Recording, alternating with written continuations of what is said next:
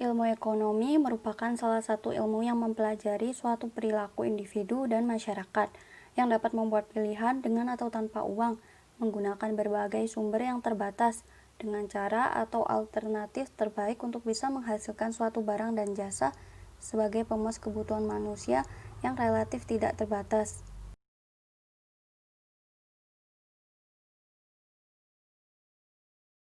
Ilmu ekonomi sebagai suatu disiplin ilmu.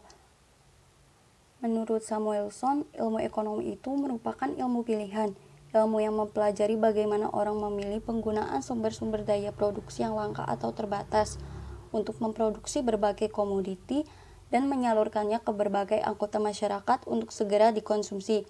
Jika disimpulkan dari tiga pendapat di atas, walaupun kalimatnya berbeda, namun tersirat bahwa pada hakikatnya ilmu ekonomi itu merupakan usaha manusia untuk memenuhi kebutuhannya dalam mencapai kemakmuran yang diharapkan, dengan memilih penggunaan sumber daya produksi yang sifatnya langka atau terbatas.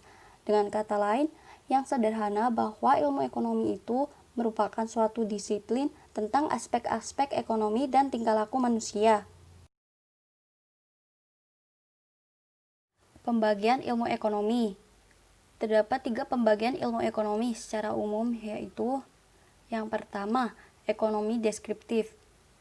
Ekonomi deskriptif berfokus pada deskripsi data yang menjelaskan berbagai fakta dan fenomena kegiatan ekonomi yang berlaku di masyarakat. Ekonomi deskriptif menggambarkan fakta ekonomi di bidang tertentu pada waktu tertentu berdasarkan data yang direkam. Yang kedua, teori ekonomi.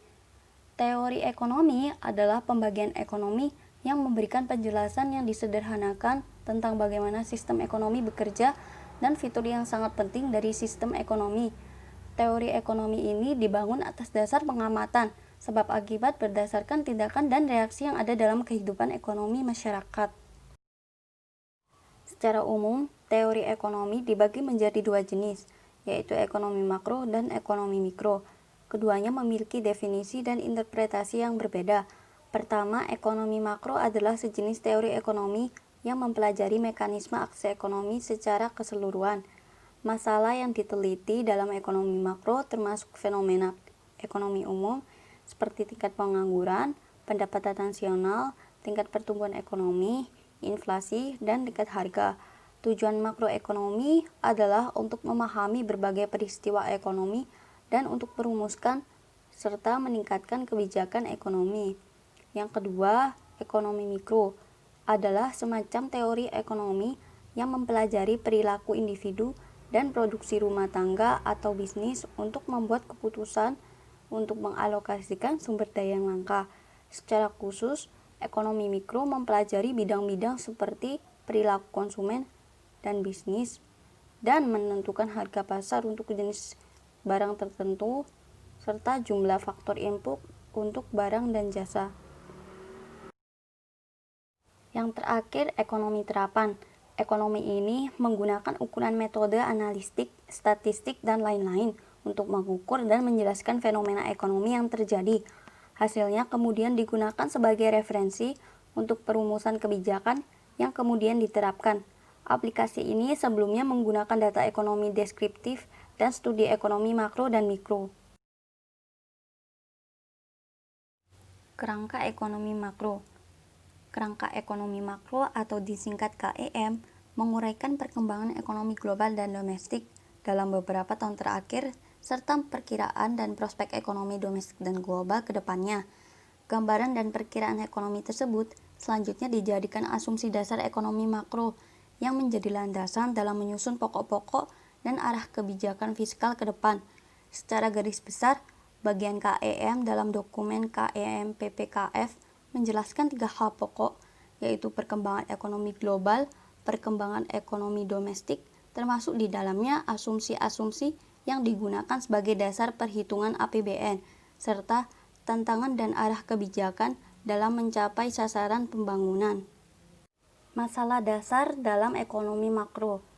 Yang pertama, pengangguran. Pengangguran berarti perekonomian tidak mencapai pada tujuan ekonomi makro akan penyerapan seluruh tenaga kerja. Masalah pengangguran, output yang dihasilkan lebih sedikit dan dengan demikian muncullah masalah kelangkaan dalam perekonomian. Hal ini terjadi sebab tenaga kerja yang menganggur menerima pemasukan yang lebih sedikit. Hal tersebut juga secara bertahap akan mengurangi standar hidup. Pertumbuhan ekonomi ditunjukkan dengan tingkat pertumbuhan PDB dan tingkat pengangguran yang cenderung lebih rendah. Hal tersebut disebabkan karena dengan meningkatnya tingkat PDB, output menjadi lebih tinggi dan karenanya jumlah buruh yang diperlukan untuk menyeimbangi tingkat produksi.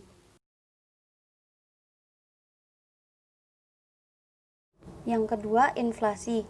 Kenaikan tingkat harga secara konsisten dan terus-menerus akan menyebabkan inflasi. Secara sederhana, dalam inflasi ada kenaikan umum dalam harga barang dan jasa dari waktu ke waktu. Inflasi merupakan masalah karena satu, ada kenaikan harga barang dan jasa, daya beli uang menurun. Hal ini pada gilirannya akan mengurangi kekayaan finansial dan menurunkan standar hidup. 2. Ketidakpastian yang lebih besar untuk melakukan perencanaan jangka panjang. Yang ketiga, pendapatan dan kekayaan cenderung didistribusikan sembarangan di antara berbagai sektor ekonomi dan di antara pemilik sumber daya. Yang ketiga, siklus bisnis. Pengangguran dan inflasi merupakan masalah yang cenderung timbul pada fase yang berbeda dari siklus bisnis. Kemungkinan masalah ini akan berbeda-beda. Pada saat tertentu, masalah pengangguran berkurang dan inflasi menjadi sesuatu yang lebih harus diperhatikan. Di lain waktu, masalah pengangguran lebih harus diperhatikan daripada masalah inflasi. Sekarang kita akan memahami bagaimana kedua masalah tersebut terhubung dengan dua fase utama dari siklus bisnis. Pertama, tahap kontraksi. Siklus bisnis akan terjadi penurunan secara umum dalam aktivitas perekonomian. Keseluruhan permintaan agregat berkurang, yang berarti bahwa output yang dihasilkan lebih sedikit dan dengan begitu lebih sedikit sumber daya yang digunakan dalam proses produksi. Yang kedua, tahap ekspansi. Selama fase ekspansi dari siklus usaha ada peningkatan secara umum dalam aktivitas ekonomi. Dengan demikian, kenaikan permintaan agregat secara keseluruhan mengarah kepada tahapan produksi yang lebih tinggi dan sumber daya yang dipergunakan berada pada tahapan yang lebih tinggi. Permintaan yang lebih dari penawaran. Oleh karena itu, pasar lebih cenderung mempunyai kekurangan dibandingkan surplus. Yang keempat, suku bunga. Suku bunga adalah biaya yang dikenakan oleh bank untuk memberikan pinjaman.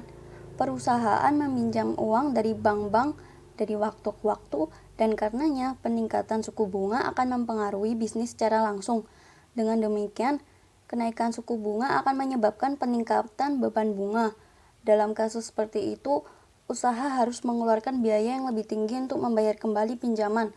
Perubahan pada tingkat suku bunga juga dipengaruhi pelanggan. Pada gilirannya, ini juga akan mempengaruhi perusahaan.